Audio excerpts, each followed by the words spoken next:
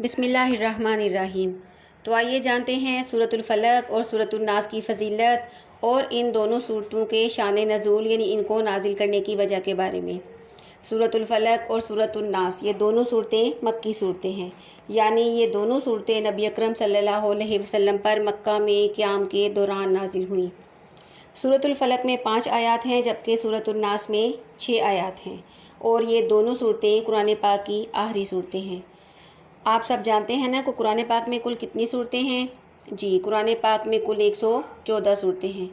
سورۃ الفلق قرآن پاک کی صورت نمبر 113 ہے، اور اسی طرح سورۃ الناس قرآن پاک کی صورت نمبر 114 ہے۔ سورۃ الفلق اور سورۃ الناس یہ دونوں صورتیں ہر قسم کے جادو، نظر بد یعنی بری نظر اور جسمانی آفات اور تکالیف دور کرنے میں بہت زیادہ اہمیت یعنی تاثیر عظیم رکھتی ہیں۔ شان نزول یعنی ان دونوں صورتوں کو نازل کرنے کی وجہ یا یہ دونوں صورتیں کس موقع پر نازل ہوئیں، اور ان دونوں صورتوں کو موعظتین بھی کہا جاتا ہے۔ آپ صلی اللہ علیہ وسلم پر ایک یہودی نے جادو کر دیا تھا، اور اس یہودی کے جادو کے اثر سے آپ صلی اللہ علیہ وسلم بیمار رہنے لگے تھے۔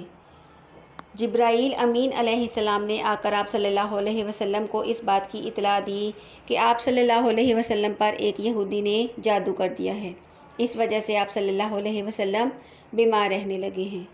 اور جبرائیل امین علیہ السلام نے بتایا کہ جادو جس چیز پر کیا گیا ہے وہ فلاں مقام پر ایک کنویں میں ہے۔ آپ صلی اللہ علیہ وسلم نے وہاں کچھ آدمی بھیجے، اور وہ آدمی وہاں سے یعنی اس کنویں سے ایک رسی لے کر آئے جس پر گرہیں لگا کر جادو کیا گیا تھا۔ بہت سی روایات میں آتا ہے کہ اس یہودی نے آپ صلی اللہ علیہ وسلم کے بالوں پر اور ایک کنگھے پر جادو کیا تھا۔ آپ صلی اللہ علیہ وسلم نے ان 11 گرہوں کو موعظتین یعنی سورۃ الفلق اور سورۃ الناس پڑھ کر کھول دیا۔ اس یہودی نے اس رسی پر کل 11 گرہیں لگائی تھیں، اور سورۃ الفلق میں 5 آیات ہیں جبکہ سورۃ الناس میں 6، اور اگر ان دونوں صورتوں کی آیات کو ملا دیا جائے تو یہ کل 11 آیات بنتی ہیں، اور اس یہودی نے ایک رسی پر 11 گرہیں لگا کر ہی جادو کیا تھا۔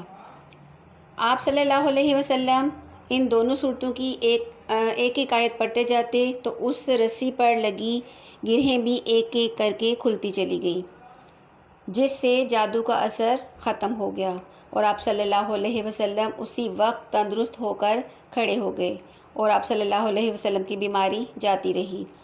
حضرت جبرائیل امین علیہ السلام نے آپ صلی اللہ علیہ وسلم کو اس یہودی کا نام بھی بتا دیا تھا، لیکن اس کے باوجود آپ صلی اللہ علیہ وسلم نے اس یہودی کو کبھی بھی کچھ نہ کہا، نہ اسے دیکھ کر آپ صلی اللہ علیہ وسلم کے چہرے مبارک پر کبھی کوئی شکایت نظر آئی۔